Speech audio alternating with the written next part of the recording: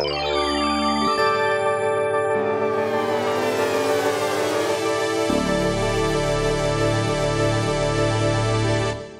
everyone, and welcome to Art Salon.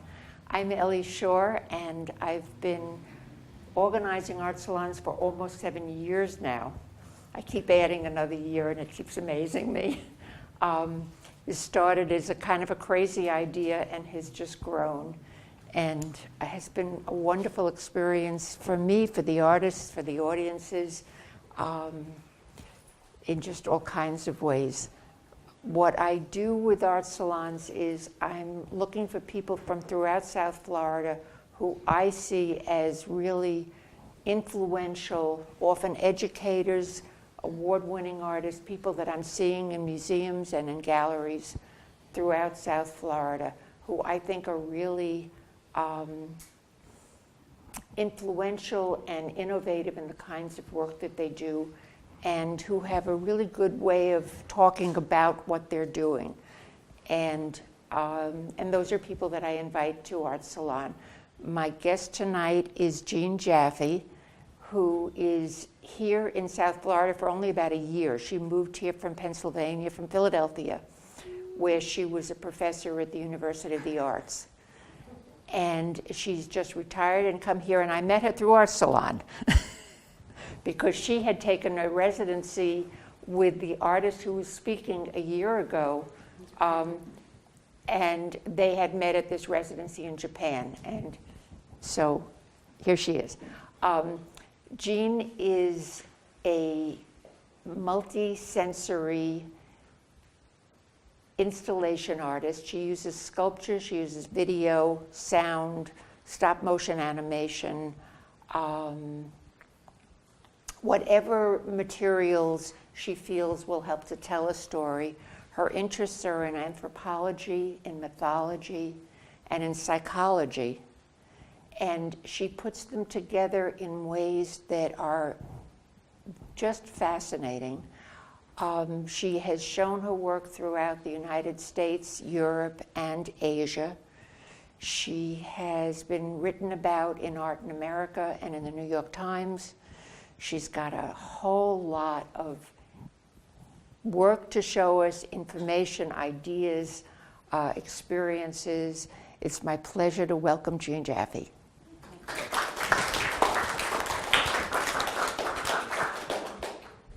Well, I want to thank Ellie for inviting me and for all of you coming out, because I know your time is valuable, and I appreciate the fact that you took the time to come. One of the things I'm really interested is in this impulse to make and the aesthetic impulse itself. So the first things I'm going to show are some animal architecture and insect architecture. So this is made by a spider. And one of the things I've read a lot about is there's a really good book called Homo Aestheticus by Ellen DeCianke. And she talks about the evolutionary purpose of making and the impulse to structure and to make. And so this is innate in our DNA. We as humans think somehow that we're special and that only we have an aesthetic impulse, but that's not correct. This is the anthill. This is poured into it so that you actually can see the structure. And I think it's a beautiful piece of sculpture, you know. But it's made by instinct, and it's made by necessity, and by what's programmed into DNA. This is a little fish that takes a shell and makes this for attracting a female. And so, you know, we can see the beginnings of our impulse to make and our aesthetic impulse way down at the beginning of everything. Next one, I love birds. I have birds at home.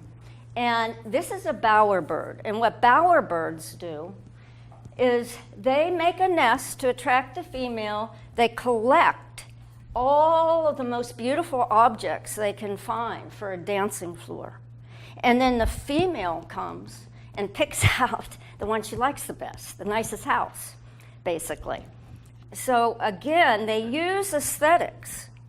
And if you've ever played with birds, they do have an eye for things that sparkle, things that have color. This one has organized it, you know, in a way that made sense to him. Blues, okay? So that's one place the inspiration comes from and that I'm very curious about is this instinct to make. Second thing, I'm very interested in history and archaeology. And basically, that's an extension of what we just talked about, okay? Our making, our building. I had actually started in archaeology.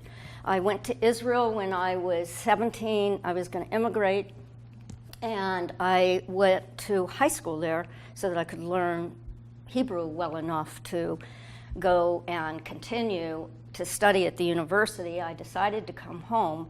But these are all from Israel. And the thing about ruins that I love, and I guess it's partly what I really like even about the animal architecture, is the sense of time, like of history, and our relationship to time.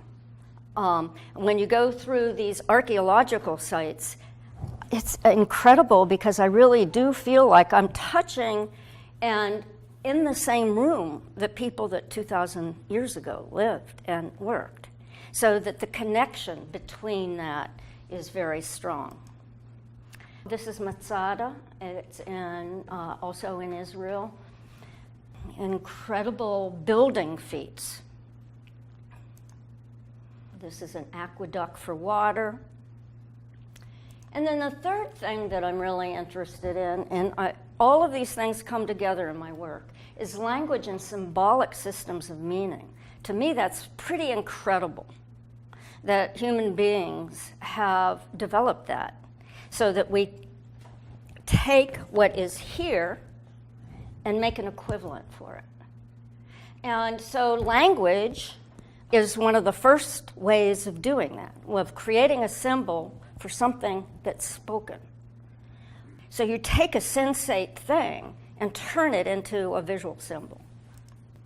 Also, different symbolisms for experience, like the chakras, and how we try to, not only through language, represent what our experiences are, but how we try to find forms or shapes or colors or whatever that then do all of that. Hand reading, and trying again from the body and the hand to try to read a life and make sense, make meaning. The whole thing of meaning creation is like a huge thing in my work, how we create meaning, and that we do create meaning and how we do it. So I'm going to show you I'm going to go from very early work just to show the evolution. So I'm going clear back to like grad school and some of the things I was doing that started this interest. And then we're going to move up. There are a number of things that we'll be looking at. I'm going to go between some slides and some videos and look at ways I've learned to animate the sculpture. So, and the work really looks at pre-verbal development into how we're introduced into language, okay? So that I look at folktales, poetry, and history. So that will be the trajectory of the whole thing, okay? So anyway, so we'll start with this. A lot of the earliest, this is clay. I started at Alfred University in clay. This is like a boat figure, bird, fish. So a lot of the work are condensations of different things that relate to each other. So it's a kind of a form of poetry. It's not a logical kind of linear relationship, but one that has to do with how experience that collide, being in water, being skeletal, being a boat, being hollow, being a figure, all of those things. This is a pair of hands, very large. Other thing I was interested in, again, with this symbol idea of energy coming up and coming up out of the earth, and then energy going down.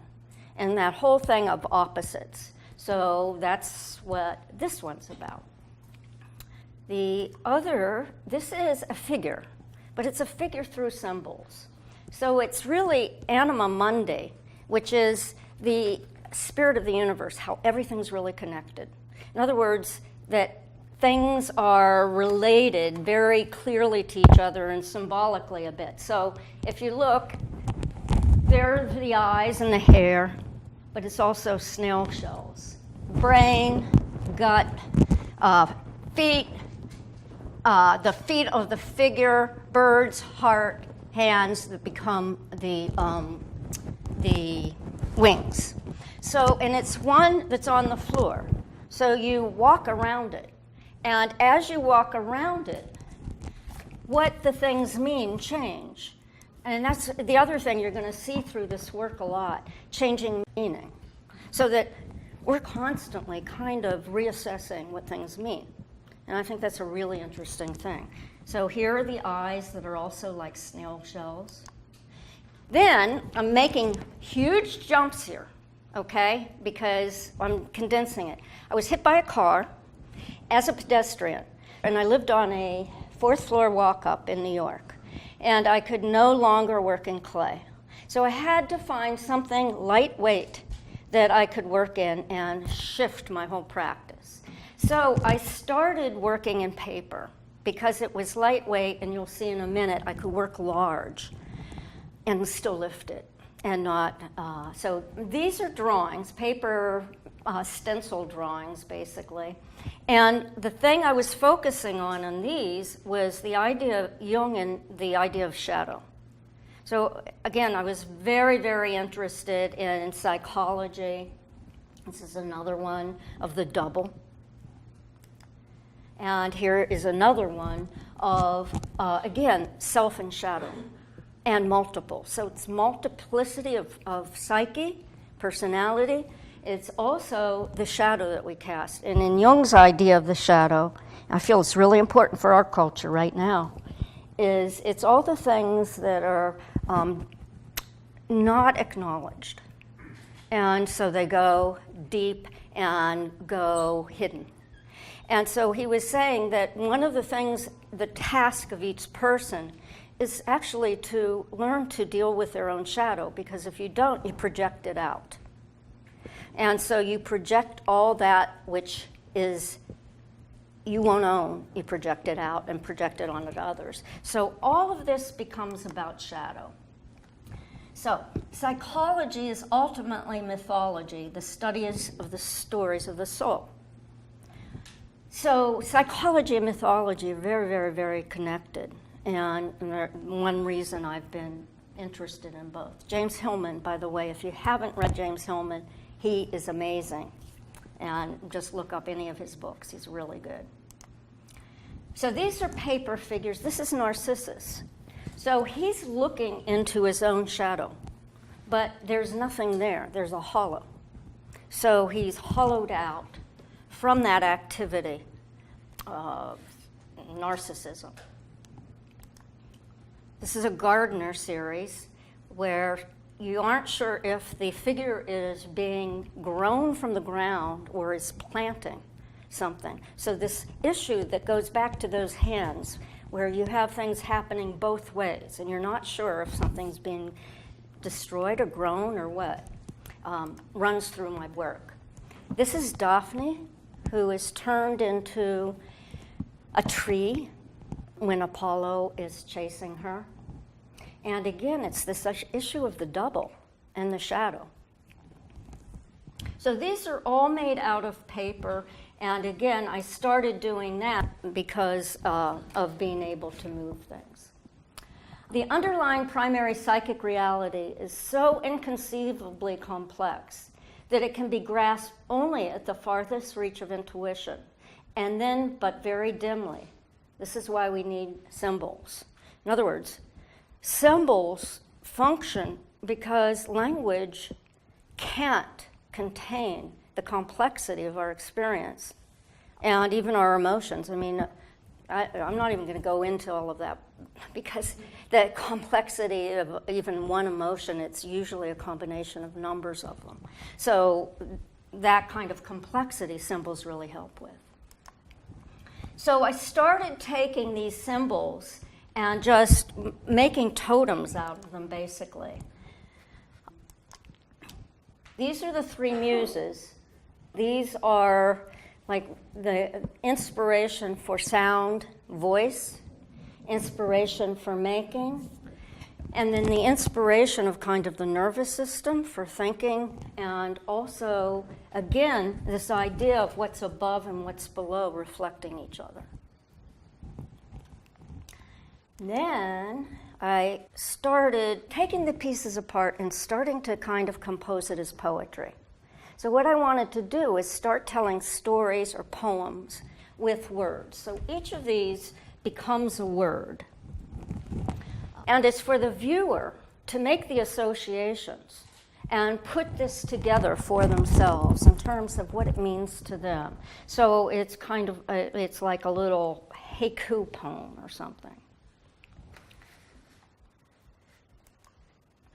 This is one where this is a large hand, again made out of paper, and a whole veil in front, and signing, the signing systems for language all around it. And part of that was about how language really starts from our body and from gestures, and then how it is then related into these other forms of meaning. So again, this is called a veil of forms, and it's to be read. Now these are hybrids. So hybrid is something that's a combination of a number of things at one time. So for example, this is like a chest with an arm. It's also like a heart. Each of these are kind of fusions or metaphors of multiple things, and to act as a trigger for the viewer to begin to, it's an entryway into whatever means something to you.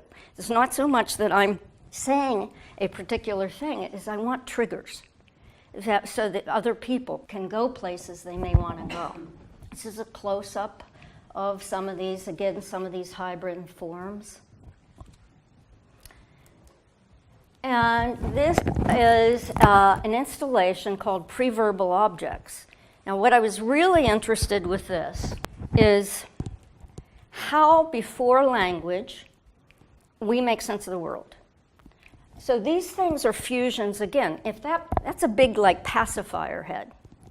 So it's both a head, but it also is like cut off at the body, where the body would be, and it's a way we, in this culture, numb ourselves. It's also like a tool of some kind.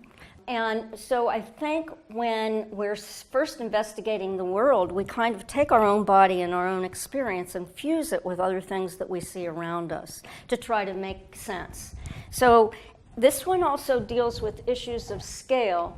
You can see there's a little head there and a larger one there. So all of these shapes actually work differently depending on the scale that they're in. I'm just going to go through these. These are some from the pre-verbal installation. Now, one of the things I've been wanting to do since the beginning was animate the objects so they're not just static. So I have done collaborations. Now I'm doing my own. But at the very beginning, I did collaborations. So this is a collaboration with a dancer. And she dances and moves through all the various meanings of the object. So if this works, right here there should be two little feet that are, I'm pulling them so that they're moving. Okay? This is called dream field. So all of this is really like a dream, you know, and what happens in a dream and how we make sense of dreams. These are just excerpts. Oh, there's the dancer. What she does in this, she kind of plays with the different shapes in different ways, and she echoes them, and then some of them she moves with, which you'll see in a minute.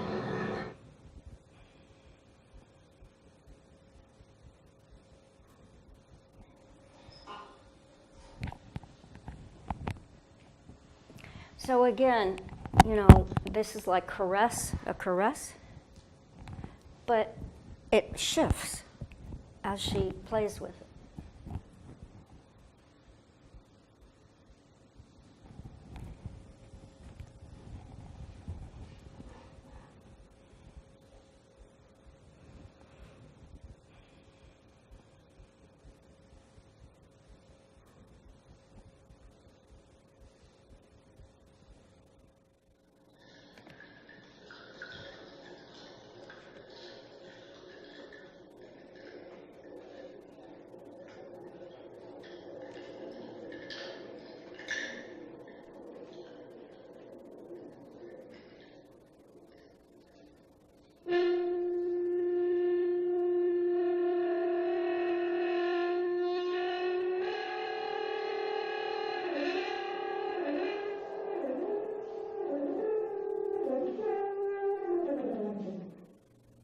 So she's acting out what I'm hoping people do in their head, okay, in terms of these shapes.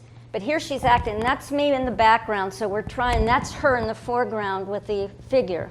So we're trying to animate in the most primitive way possible all these forms to kind of tell a story, but it's not a linear story.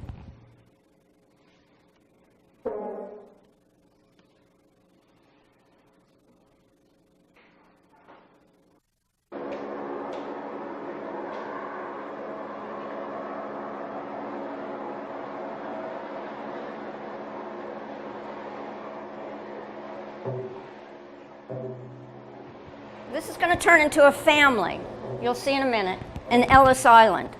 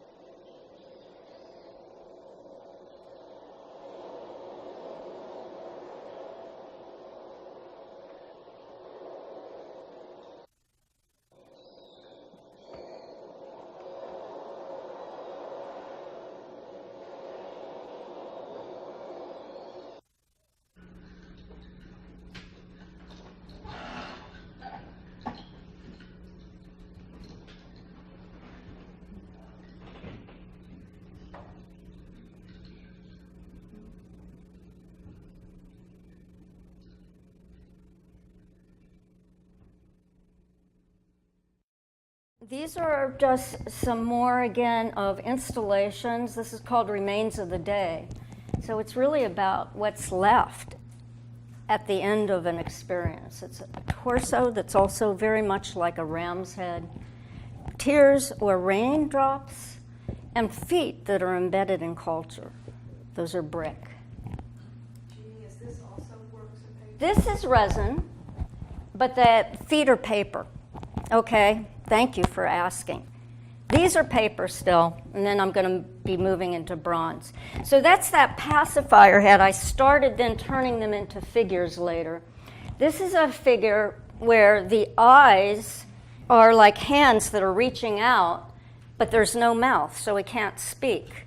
On the other side is a mouth, but no other features. So it's this ability to communicate and the difficulty of it. So I was commissioned to do an installation in bronzes at New Paltz University, And so these are, again, a field of forms instead of a veil of forms, but they're based on things that grew in that area. That's like a bear, but it's also like a heart. And I'm just going to run through these. A shoe that's an iron that's also like a finger,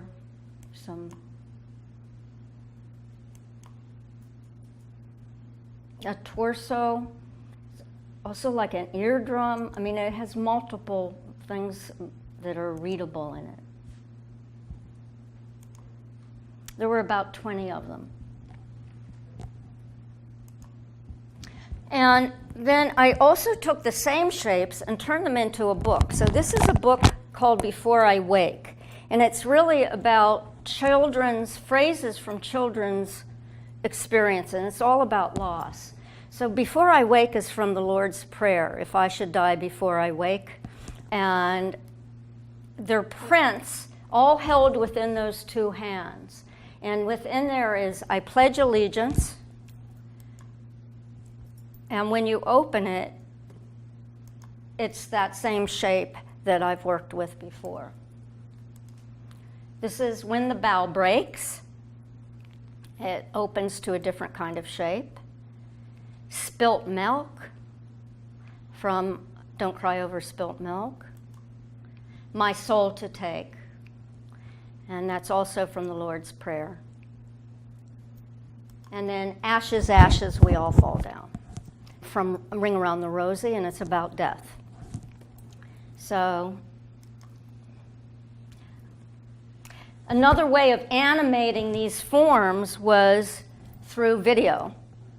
So this is like leaves and all, and it changes the form and what it means.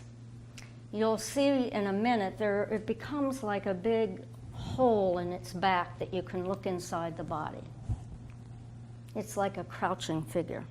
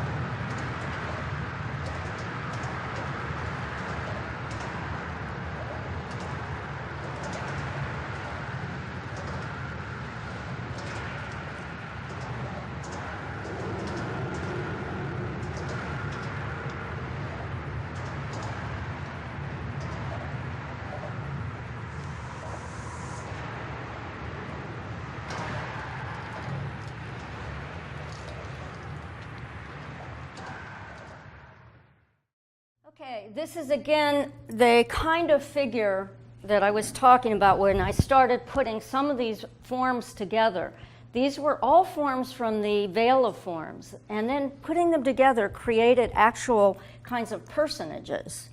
So I shifted the materials into, this is out of wood, metal, and this is a figure called Apparition, Lunar Sentinel, and in the back is kind of like a Buddha figure with the energy rising from the top of the head. This is also a large wooden piece. It's both an ear and a spoon. So it's kind of like the ear takes in sound the same way the mouth takes in food. So, and it's large. It's probably about 4 feet across and about 3 feet tall. These are some small bronzes, again, of these hybrid forms.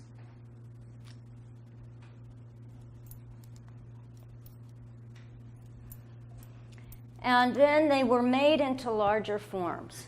So this is, in the back, is called doubling.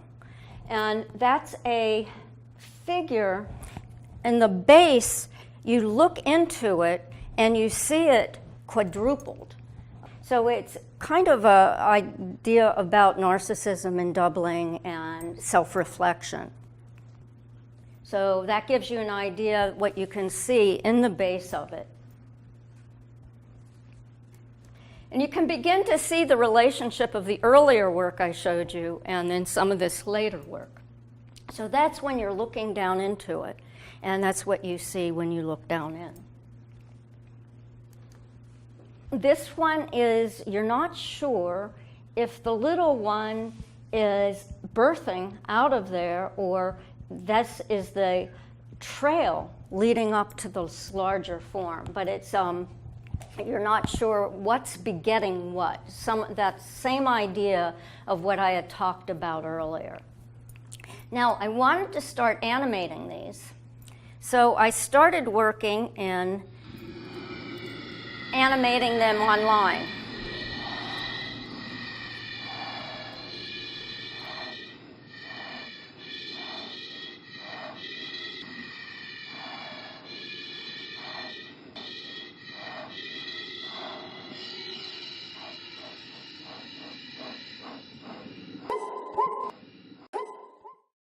Okay, so basically I couldn't afford, obviously, to make that happen in real life. Okay, it's just too expensive. So I did a bunch of all of these things. I'm just showing you little bits of each of them. So I played around with it in Final Cut Pro.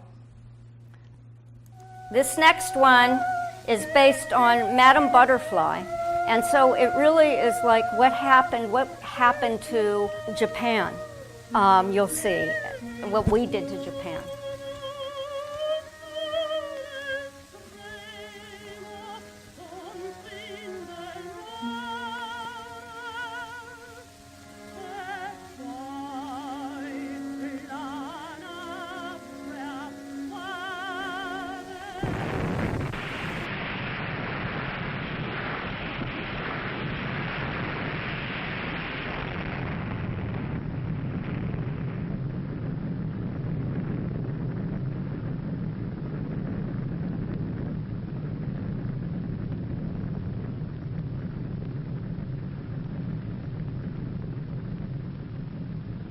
They're both eccentric, let's put it that way, and at the same time serious. So a lot of the things I did, I would find, like that last part was found footage. So I would play with the sculptures, animate them, and then find found footage that would relate to what I was working on. In Japan, I did a residency there.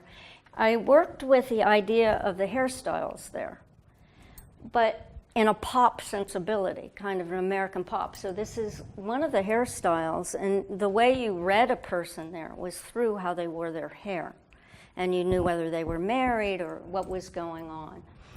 This is also what they used to make the lanterns, but I used it to try to make a nervous system And on the bottom of the nervous system, I started bringing in the language, actual language. So this is beginning the shift from all these pre-verbal ideas and these hybrid forms into language. Okay, so we're starting that shift now. And what you'll see is this is a way of saying that language is embedded in our body once we reach a certain point in our life. In other words, we become language.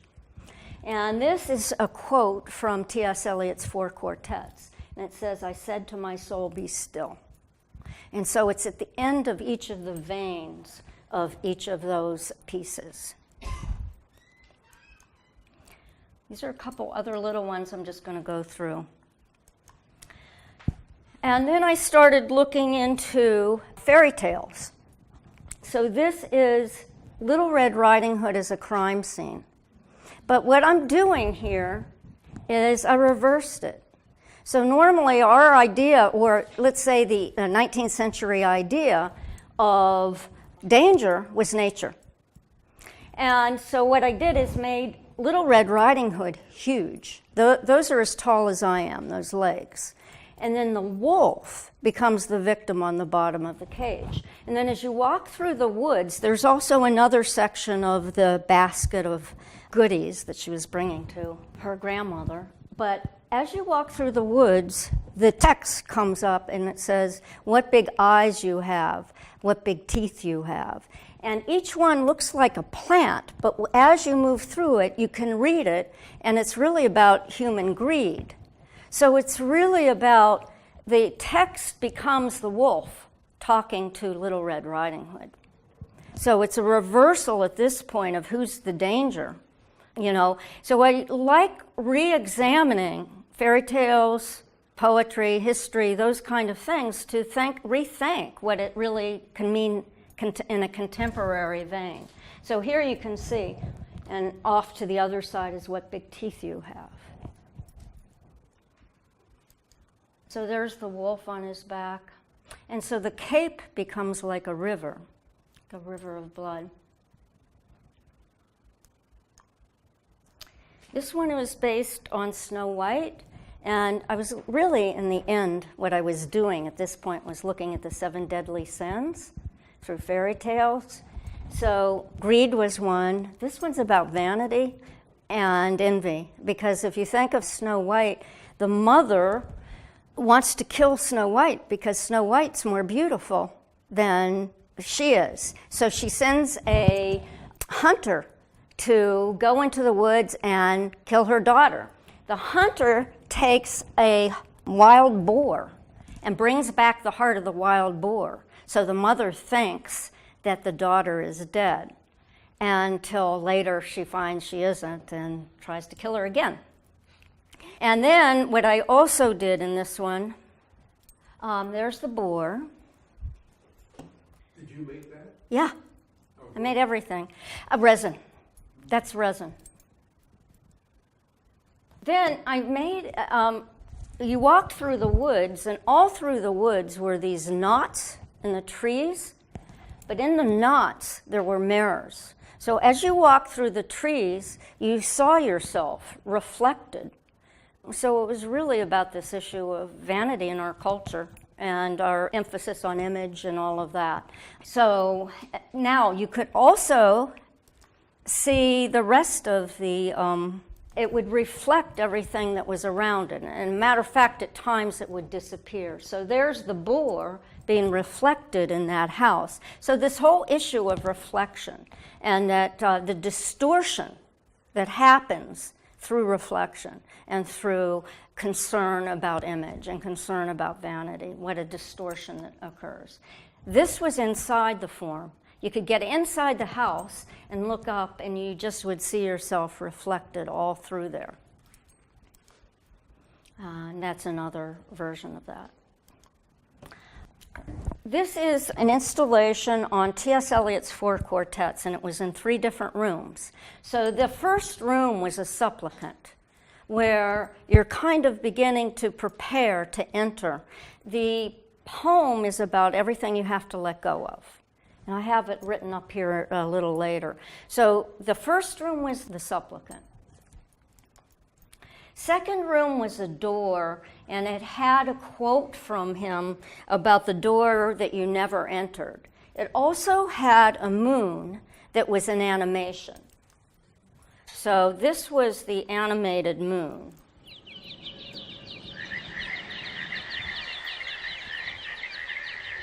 And again, it was like a pathway into someplace.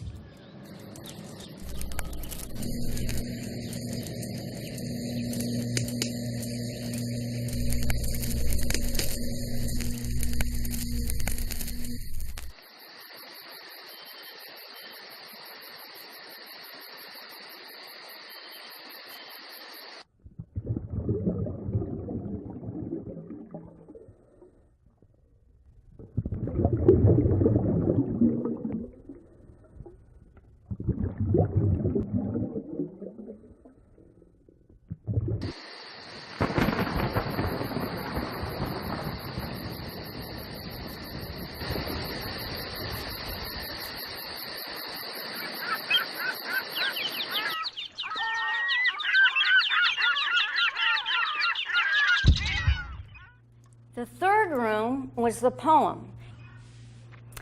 And these were all animated. So as you move towards them, and I have a little clip, so what these figures do is they recite at all different ages that poem, and then they twitch. They kind of dance, but the dance is a twitch because they're just coming out of letting go.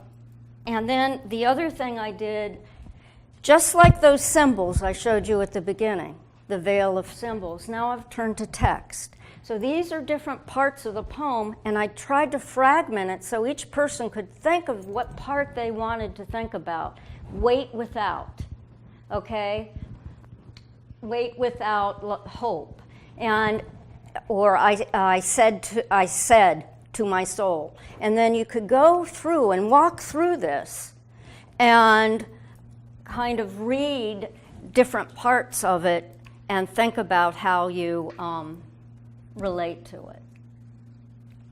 I said to my soul, be still and wait without hope, for hope would be hope for the wrong thing. Wait without love, for love would be love of the wrong thing. There is yet faith, but the faith and the love and the hope are all in the waiting. Wait without thought, for you are not ready for thought. So the darkness shall be the light, and the stillness the dancing.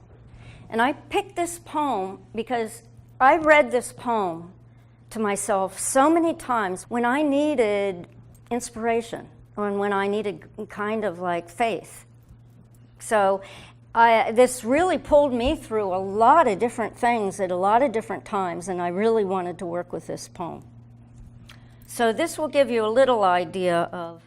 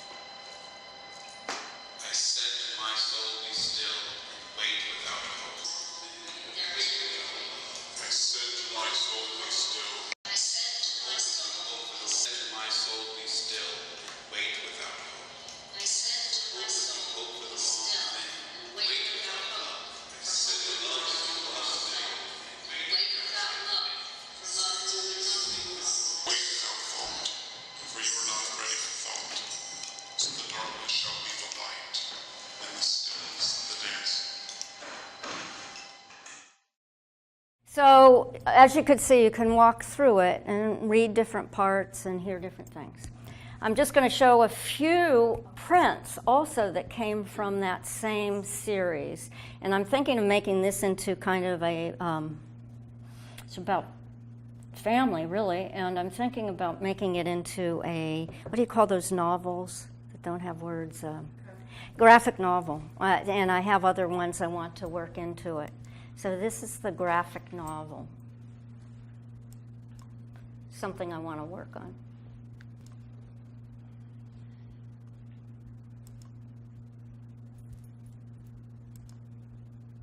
And then I'll make some other ones, but this is the ones I had, so.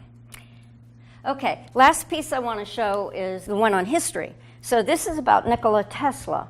And one reason I picked him, this is him as an old man, and what it was is you could walk through the room, he would speak to you. These were animatronics, basically. So as you approached him, I took quotes from his own life, and he reflected. This whole room was like walking into his head and into his dream world. Okay, so I'm going to show little pieces. Back there is a video of Niagara Falls, which is where he had a huge power plant. But it's also like the energy of a mind, of a brain. There's also a little stop motion animation that's like one of his dreams. And you can see that figures move. Then there's another little marionette that I actually used in the stop motion. And as you moved around the room, it kind of told his life story. And I picked him because I think he was, first of all, I think he was really an artist at heart, much more than he was a scientist. And he was also an idealist. He really wanted to, without him, we would not have wireless like we have now.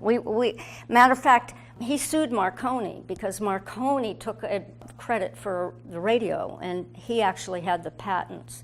So at the end of his life, I think he withdrew. He was like a mythic character that had an Achilles heel and a kind of a sad ending. He died penniless, and all he did at the end of his life was take care of the pigeons in Bryant Park. So here's like a brilliant, brilliant man that had a journey. And I really just want every person, I was hoping that people would think about their own lives, you know, in terms of like that journey. So that's what this one is.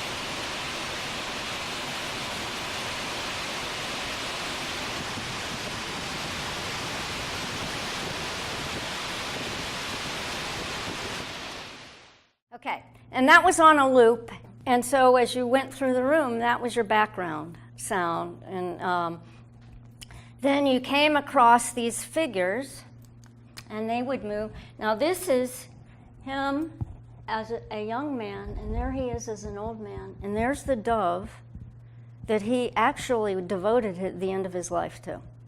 As a matter of fact, he said, and you'll hear it in here, I don't know if they captured that part of it, but when the dove died, he felt that that was the end of his inspiration and his creative life. So these are just some more stills. And then this is the stop motion about him going across the world. You'll see in a minute. So this was supposed to be like his dream.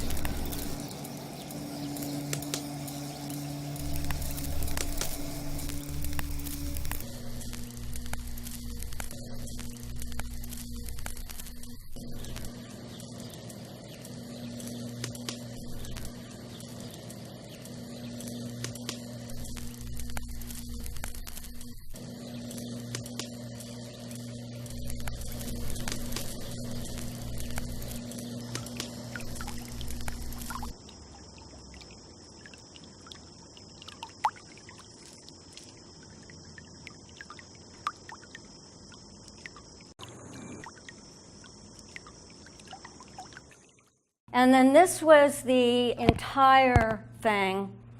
This was funded by the NEA and New Jersey State Council.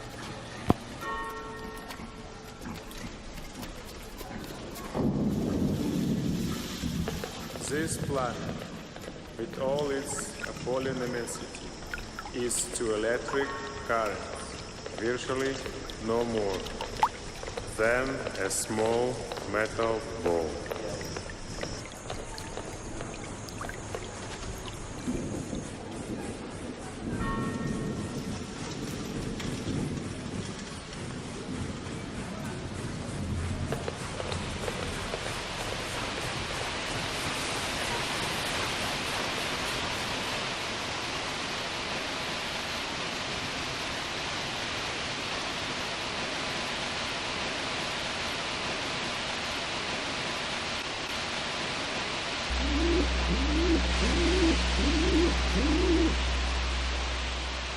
Up to that time,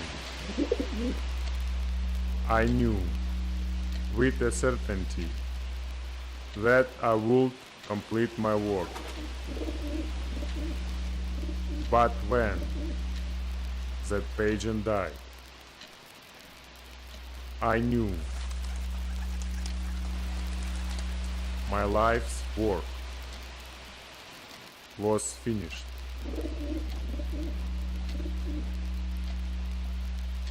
As you move through, you hear the voices, both of the old man, the young man, The future the same way all of us, all these voices in our head all the time, from past, present, and future.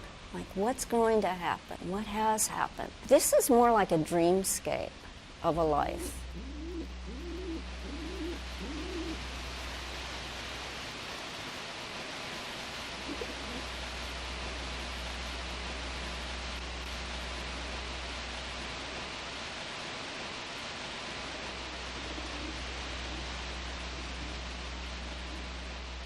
This is about a psychological, mythological move through time more than anything.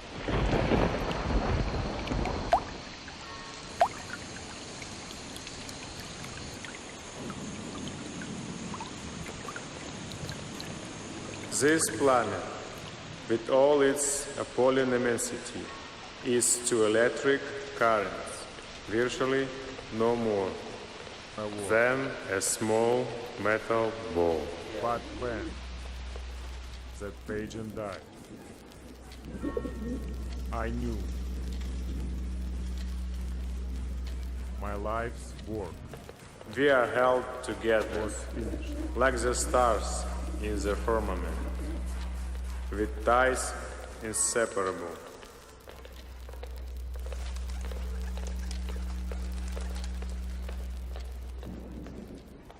I'm really interested in the stories that's not told. So with Tesla, there were two motivations. A, he's kind of a mythic character. He is a heroic character that had a lot of sadness in his life and a lot of loss. So he represents a story that everybody has at some level. And this installation starts with him as an old man talking about how he became very reclusive at the end of his life and ended up caring for birds in Bryant Park. He had moved away and had a lot of disappointment with culture and life and society. My life's work was finished. This installation, I did at Rowan because they have an engineering department, and I wanted him to be able to speak directly as an older man and as a younger man to people individually.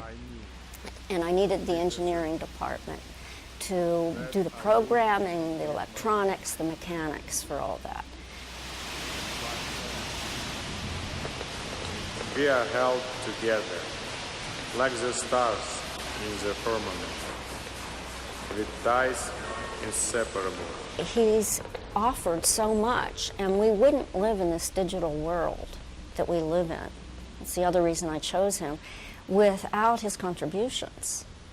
And yet Edison and Marconi had higher profiles than Tesla, partly because he was an idealist and was not used to kind of capitalist ways, and partly because he wanted to offer energy for free to the whole world. And his ideas were more like art. They were, in a sense, he was more of a visionary artist. The present is theirs.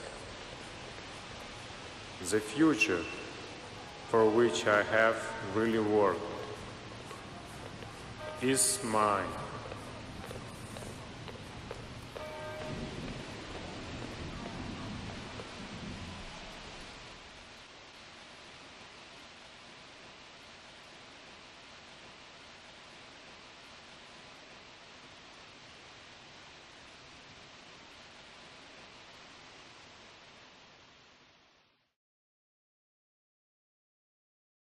So that shows you the trajectory of this work from the pre-verbal and really trying to explore how we develop, you know, in culture and just in our own bodies. So thank you all very much for your attention and for coming. So thank